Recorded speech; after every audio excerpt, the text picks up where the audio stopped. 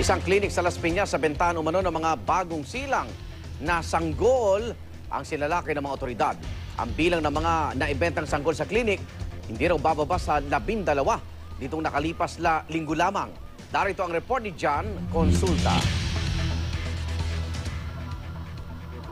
Sa surveillance video ito ng NBI Anti-Organized and Transnational Crime Division, makikita ang pagpasok ng isang undercover agent ng NBI at DSWD na nagpanggap na buyer ng sanggol sa loob ng lying-in clinic na ito sa Las Piñas. Kahit masama ang panahon, tinuloy pa rin ng suspect ang kanyang negosyong babies for sale sa loob mismo ng kanyang panakan. Matapos ang tawaran, ipinakita na ng suspect na midwife ang sanggol na ito na ilang oras pa lang naipapanganak nang makakuha na ng hudyat.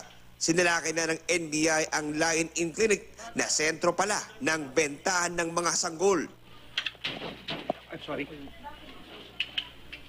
Todo tanggi ang midwife sa akusasyon. Wala talaga kami nalaman. Humihingi lang ng tulong yung nanay.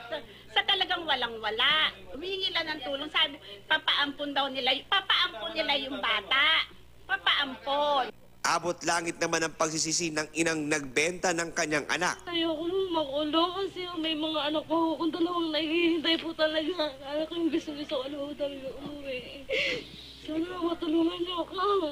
Ito nga yung mismong lying-in clinic ng suspect kung saan dito raw sinasagawa yung pagpapanak sa kanyang mga biktima. Matapos daw mapanganak yung mga sanggol, ay dito rin nagaganap ang transaksyon para ibenta ang mga bata.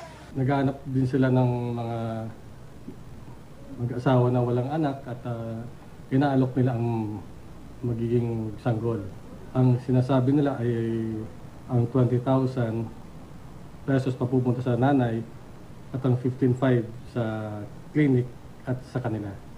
Di raw bababa sa 12 sanggol ang naibenta ng mga suspect sa nakalipas lang ng mga linggo. Sa ngayon, nasa pangangalaga ng NBI at DSWD ang nasagip na 1-day-old na sanggol.